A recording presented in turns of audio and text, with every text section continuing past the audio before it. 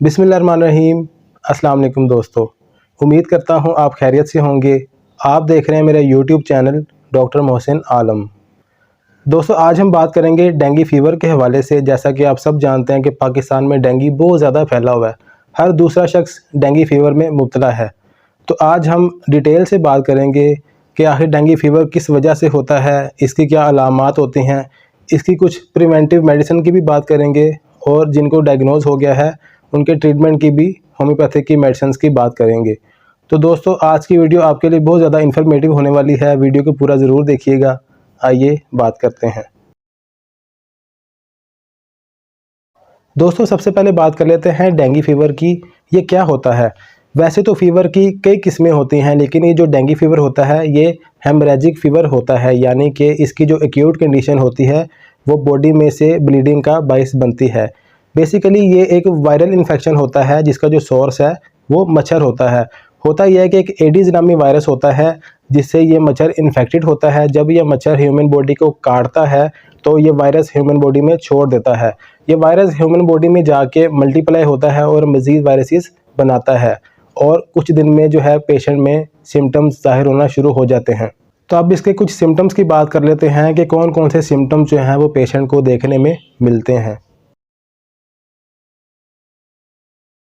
दोस्तों, अब dengue fever के कुछ सिम्टम्स की बात कर लेते हैं। सबसे पहले बॉडी में डेंगू रैशेस देखने को मिलेंगे, जैसा कि आप तस्वीर में देख सकते हैं। जगह जगह जो है वो बॉडी में रैशेस देखने को मिलते हैं। इसके अलावा हाई ग्रेड का टेम्परेचर हो जाता है, 103 से 106 के दरमियान हो जाता है। इसके साथ साथ बॉडी में सीवियर पेन शुरू हो जाती है, यहाँ तक कि एक एक जो जोड़ है वो दर्द करने लग जाता है। इसके साथ साथ सर में शदीद दर्द शुरू हो जाती है, आंखों के आगे बोझ सा महसूस होता है। बाज़ दफ़ा पेशेंट्स को जो है वो डायरिया हो जाता है, पेट में दर्द होती है और बाज़ दफ़ा वॉमिटिंग्स आती हैं। और एक्यूट कंडीशन में जो प्लेटलेट्स काउंट हैं वो बहुत ज़्यादा डाउन हो जाते हैं। तो इसके लिए आप अपना कंप्लीट ब्लड काउंट चेक करवा के इसको डायग्नोज करवा सकते हैं। अगर आपको ये सिम्टम्स 3 दिन से ज़्यादा रह रहे हैं तो आप इसको डायग्नोज करवा सकते हैं। एक फ़ीवर टेस्ट होता है डेंगू का अलग से, और एक CBC होता है, आप दोनों को चेक करवा के डायग्नोज करवा सकते हैं। दोस्तों, अब बात कर लेते हैं डेंगू की प्रिवेंटिव मेडिसिन के बारे में। अगर आपके आसपास आपके एरिया में या आपके घर में डेंगू के पेशेंट मौजूद हैं तो आप एक मेडिसिन होती है यूपेटोरियम 30, इस मेडिसिन के आप 5 drops 3 times a day as a prevention के तौर पर यूज़ कर सकते हैं। इसको आप तकरीबन 1 महीने के लिए इस्तेमाल कर सकते हैं, इसका कोई भी साइड इफ़ेक्ट नहीं होता। दोस्तों, बात कर लेते हैं डेंगू की मेडिसिन की। अगर आपको डेंगू डायग्नोज हो गया है तो आपको कौन कौन सी मेडिकेशन करनी है। दोस्तों, बात कर लेते हैं होम्योपैथिक की मेडिसिन की, जो कि हम अपने पेशेंट्स को यूज़ करवाते हैं। इसके बहुत ही अच्छे रिजल्ट्स मिलते हैं। सबसे पहली मेडिसिन हम यूज़ करवाते हैं करिका पपाया मदर टिंचर। ये मेडिसिन पपीते के पत्तों से बनती है, जो कि प्लेटलेट्स को बूस्ट करने में और बॉडी की जनरल हेल्थ को ठीक करने में हेल्प करती है। तो दोस्तों, इस मेडिसिन के 10 ड्रॉप्स 3 टाइम्स अ डे इस्तेमाल करने हैं।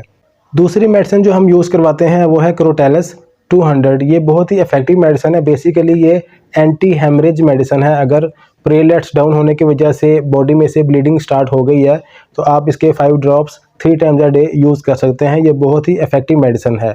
और तीसरी मेडिसिन जो हम अपने पेशेंट्स को यूज़ करवाते हैं वो है प्लेटलेट्स इनहेंसर। ये BM कंपनी के प्रोडक्ट्स है जो कि प्लेटलेट्स को बूस्ट करने के लिए इस्तेमाल होती है। इसके बहुत ही अच्छे रिजल्ट्स हैं। 3 से 5 दिन में जो है ये प्लेटलेट्स को बहुत ज़्यादा बढ़ा देती है, नॉर्मल कर देती है।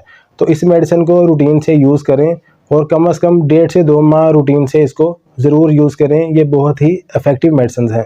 ऐसे लोग जो बहुत ज़्यादा एलोपैथी की मेडिकेशन कर रहे हैं, जैसा कि जो हार्ट पेशेंट्स हैं, डायबिटीज़ पेशेंट्स हैं, या कोई भी ऐसी मेडिकेशन कर रहे हैं, अगर खुदा न खासा उनमें से किसी को डेंगू डायग्नोज होता है तो उनको चाहिए फिल वक्त अपनी मेडिकेशन को स्टॉप कर दें, क्योंकि ऐसी कोई भी मेडिकेशन नहीं करनी चाहिए जिस वजह से प्लेटलेट्स काउंट जो हैं वो नीचे आएँ, क्योंकि ये उस मरीज़ के लिए बहुत ज़्यादा ख़तरनाक बात हो सकती है। तो अपने मुतल्लिका डॉक्टर से ज़रूर रजू करना चाहिए। दोस्तों, डेंगू फ़ीवर के हवाले से कोई भी क्वेश्चन हो तो आप हमें व्हाट्सएप नंबर पर कॉन्टैक्ट कर सकते हैं या कमेंट बॉक्स में पूछ सकते हैं। दोस्तों, उम्मीद करता हूँ आपको मेरी आज की वीडियो पसंद आई होगी। वीडियो पसंद आई तो वीडियो को लाइक ज़रूर कर दीजिएगा और चैनल को सब्सक्राइब भी कर दीजिएगा। अगर आप चाहते हैं कि आपको हेल्थ इश्यूज़ के हवाले से अपडेट्स मिलती रहें तो बेल आइकन को भी प्रेस कर दीजिएगा ताकि आपको बर वक्त नोटिफिकेशन मिल जाए। दोस्तों, मैं ऐसे ही आपके लिए इन्फॉर्मेटिव वीडियोज़ बनाता रहूँगा। इंशाल्लाह आपसे अगली वीडियो में मुलाकात होगी। मुझे अपनी दुआओं में याद रखिएगा। अपना और अपने प्यारों का ख्याल रखिएगा। अल्लाह हाफिज़।